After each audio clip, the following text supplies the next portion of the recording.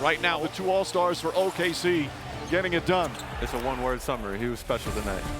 40 points for Jalen Williams. A masterpiece. Pacers throw a big punch to start the fourth, and a counter punch here from OKC. 22 turnovers against a team like this is a recipe for disasters. The Oklahoma City Thunder now 1 win away from an NBA title. If we lose, the season's over. You know, so our backs are against the wall. I'm focused on one thing, and that's winning. One more game. Good day. What's going on, everyone? Welcome into First Take. Thank you for being with us. Stephen A., I was a little nervous. The Morris twins hustling over from the other studio, getting your shot set. But y'all are here right on time. Appreciate Good morning, y'all. everybody. Good to see you. Appreciate y'all. Thank you. What's up, Bone? All right, let's dive in, guys. Advantage OKC took a 3-2 lead last night at home. It was a rough night for Tyrese Haliburton. The 2-time All-Star aggravated a right leg injury in the first quarter. After he lost his balance on a drive, he hit the floor, left for the locker room briefly before returning 4 minutes into the second in their 11-point loss to the Thunder. The question is, was it a mistake playing Hallie? Here he is and his head coach, Rick Carlisle. He's not 100%. It's pretty clear. But I don't think he's going to miss the next game. And, you know, we were concerned at halftime, and he insisted on playing. And I thought he made a lot of really good things happen in the second half. But he's not 100%, you know. And there's a lot of guys in this series that aren't. I mean, it's NBA Finals. It's the finals, man. I've worked my whole life to be here, and I want to be out there to compete, you know, help my teammates any way I can. You know, I was not great tonight by any means, but, you know, it's not really a thought of mine to not play here. You know, if I can, you know, walk, then I want to play. So, you know, they understand that, and, you know, is what it is, and, you know, got to be ready to go for Game 6. All right, Stephen A., I appreciate the sentiment of Hallie, him wanting to play, being a gamer. He wanted to help his team, but did it hurt his team? Really, that's the question. So do you think Rick Carlisle made a mistake in playing him in the second half?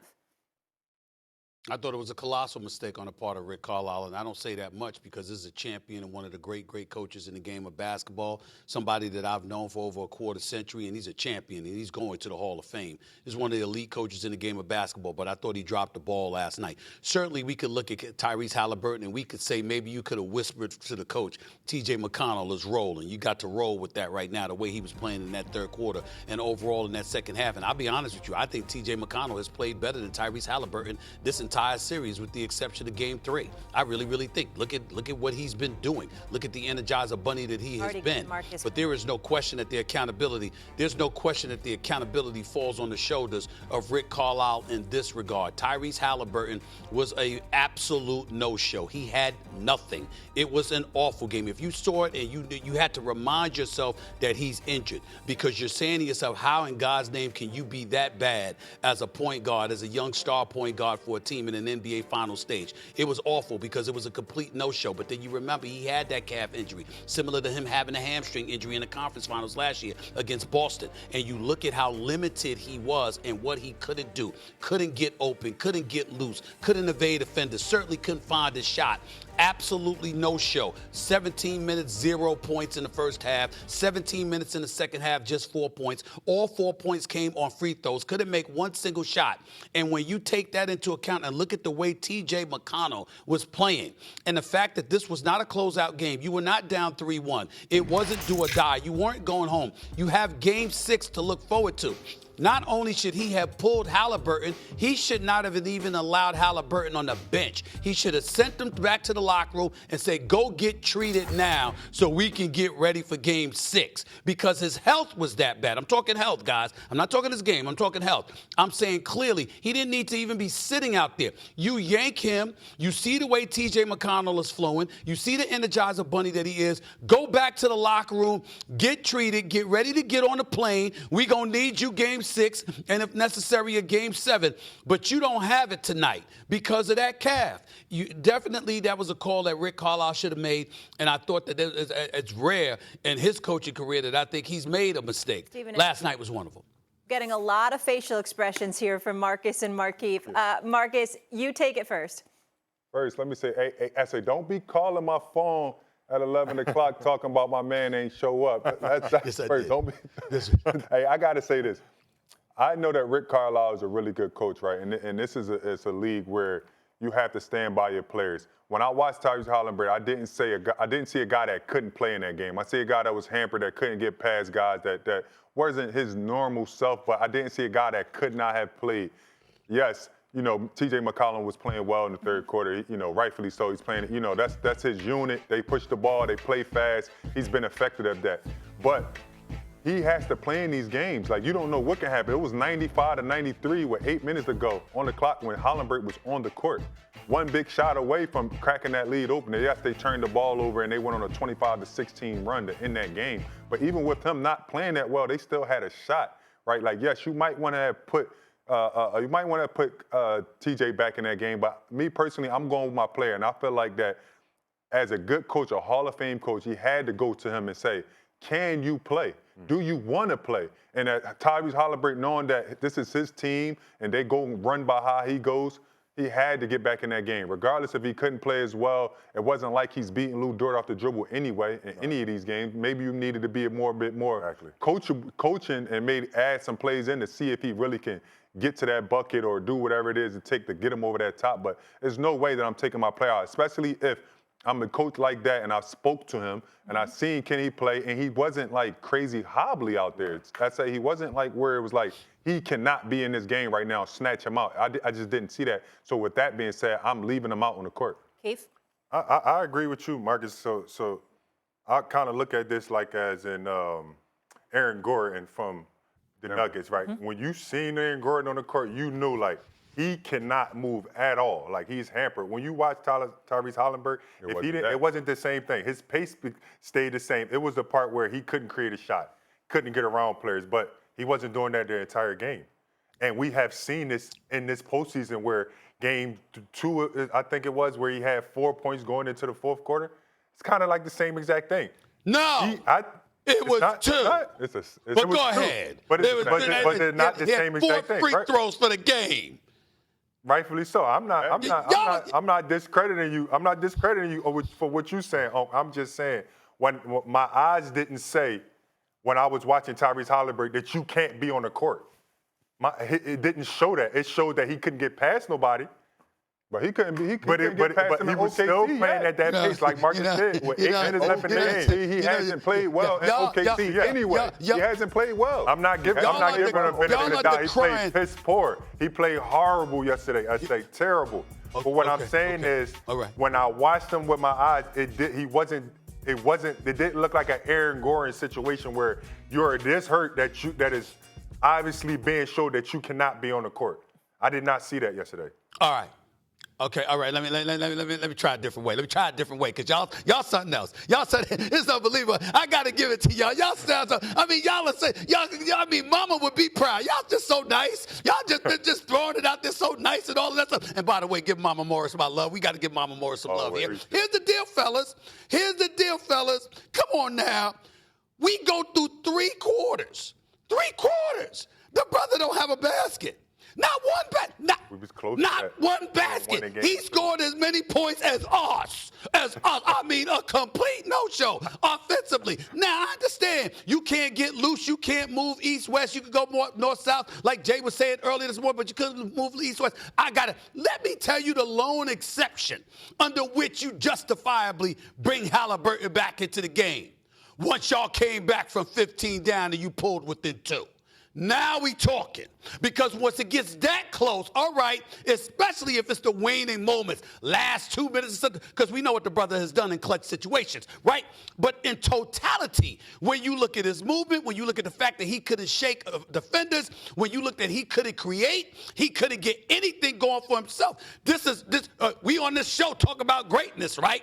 Greatness, that's what we talking about. The brother had 0 field goals. He had 2 free throws going into the fourth quarter, and then he added 2 more. Couldn't buy a basket. I mean, damn, Molly could have scored last night. I mean, that's how bad it was. Okay, so when you're looking at it from that standpoint, all I'm saying is, if you know you're not healthy, and you saw the way T.J. McConnell was flowing. Of course, you Haliburton, you can't go up to the coach and tell the coach you want out. You can't do this. It's the finals, bro. You got to be there for your teammates. You got to be ready to go all out no matter what. I don't give a damn if you got one leg. You hop, you drag, you do whatever the hell that you got to do to help your teammates in any way you can. But that Hall of Fame coach got to see that. And he got to see the fact that this dude, T.J. McConnell, whether it's steals, whether it's open threes, whether it's driving to the basket, going downhill, constantly putting pressure on OKC's defense, with OKC underestimating him maybe, you got to ride that.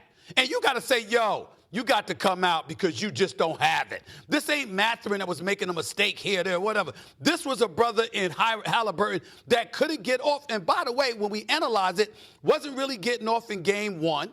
All right, game 2, same situation. Game 3, he balled. Game 4, he didn't really get off. And now we got game 5. I mean, damn, how much evidence do you need? If you don't have it, you don't have it.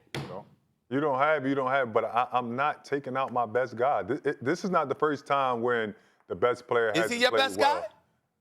I mean, he's my leader. He's the leader of the team. Siakam plays really well, and he's my second guy. But without Haliburton, this team doesn't go. Like, we know that, right? Like, he came in and played well. I'm not taking anything from TJ, but I'm just not leaving him in over my guy. They got it back within 2. Haliburton was on the court. They had crucial turnovers. So regardless of what happened throughout the entire game, they were down 2 points with 8 minutes to go. This is unbelievable. And when you talk, listen, let me just say this to you right here. SA, they lost the game in the first half. You know that the Pacers won on the scores in the second half. They won the game in the second half. It was 64-61 the Pacers' way. Where 8 minutes ago, OKC went on a 25-16 run to close this game out. This game was won in the first half. The Pacers actually won in the second half. No matter how bad he played, they still had a chance to win. And they had crucial turnovers where they didn't turn the ball, where they didn't because of McConnell. Yeah, I agree. Because of McConnell and Siakam. You want to cut the Haliburton? Yeah, and that's why they have a deep team that these guys come in. The games before, it was Obi Toppin hitting 5 threes. Like, he came off the bench, he played well. It's a catalyst of the team. Like, they play team ball. But if I have a closer that's hit 5 game winners and he's not hobbling out there, I'm going to go back to that. We're down 95-93 with 8 minutes left on the clock. I'm going back to that. And I'm going to win or I'm going to lose. I got to disagree with this one. I'm on your side on this one. And it happens way too much in the NBA where this guy's held to this standard that if you're a bench guy and I'm playing well, that I can't finish this game. It's too much. It's too much of that happens in the NBA. We are all NBA players. I don't care if your name is it doesn't matter if you're getting paid the big bucks. What matters is a win. Name another time when they took out the best guy and he didn't. They did. Other than Karl Anthony Towns. They actually did it in this series. Last game. When they were winning in the fourth quarter, they stopped playing Obi Toppin when he was arguably having the best game. At 9 minutes, they didn't put him back in the game. Yeah. It has happened before. Yeah, no, I'm but saying it happens too much. Hold on. Back with the starters. Hold on, fellas. This is the America. This is the blasphemy of Marcus Morris. This is the blasphemy, okay? I'm looking at his numbers here. I'm looking at this numbers here, Molly and Keith, for your little brother right there. You know, in 832 career games for Marcus Morris, he started 509. I got the numbers right here in front of me, Marcus. I got your numbers right here in front of me. You started 509. That means 323 games you came off the bench. I recall many times when you came off the bench and they looked at you and they say, you need to stay in the game. You need to stay in the game because right now you're playing better than the starters. But you're going to sit here on national television and act like we're supposed to throw that out the window because of Tyrese Haliburton? See, this is the problem. And I'm going to tell you why you did it. I'm going to tell you why you did it. I'm going to tell you why you did it. I'm going to tell you why you're doing it. You're doing it because we had this conversation over the last couple of weeks where you were talking about the star, right? And we talk about LeBron and Steph and cats like that. See, cats like that, you don't take out of the game. But because you were talking about him like that, you want to think like he's supposed to be in the game. No, he ain't. No, he ain't. If you don't have it, you don't have it. You don't You have ain't Edwards. LeBron. Live You to ain't fight another Steph day. and So cats like that. So Edwards had 16 points in the series against OKC, and they didn't take him out. Well, who they got on Minnesota? Who they got on? They ain't got nobody else on Minnesota. And who do they have? We're talking about TJ McCollum. They can't handle the TJ ball. McCollum is a good player. We're talking about TJ McCollum. Excuse me. No, but what I'm saying is I'm talking about his level of production, what he was doing on the court. When you looked at Minnesota, if somebody don't set you up, you don't get a spot-up shot. You can't put the ball on the floor if you McDaniels, if you a Nas Reed. Damn sure if you're not Rudy Gobert, stuff like that. You can't do that. DJ, No, they can't. No, they can't. Stop it. All can put the ball. They all can score the ball. Hold up. I ain't gonna let you go. Did we not watch McDaniels have 25? Did not watch McDaniels have 25 against the Lakers in the first game a couple times where he was putting it on the floor, getting to the basket. McDaniels is a baller. I want to be very, very clear. Yeah, we're not going there. McDaniels in Minnesota can ball. I'm not trying to say they can't ball. I'm saying their strength is not ball handling. That's all I'm saying. I'm saying that. And so you need the cats to set you up so you can do it. They defense and they will spot up shoot. You ask them to put the ball on the floor. That's a struggle. Come on now. Y'all know basketball. You're playing this game. You know I'm telling the truth. Stop that. Stop that right now. Hollenberg don't have wiggle like that. Like his game is predicated on playing fast, getting guys in the lane. Just like when he had a really good game last game, he was getting from driving kicks, getting down in the lane, shooting floaters. This game he had to play more once. But we've seen this happen in OKC multiple times. He hasn't played well in OKC this entire series. And then when he goes back home, he looks like a total different player. That's been happening the entire playoffs.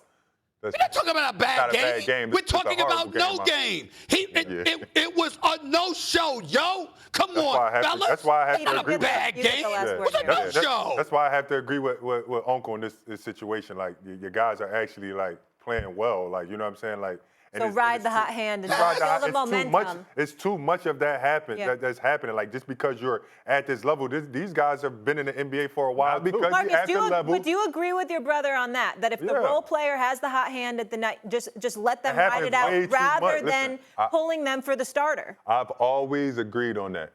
But I'm talking about right now when a guy has 5 clutch shots at the end of each game in these playoffs.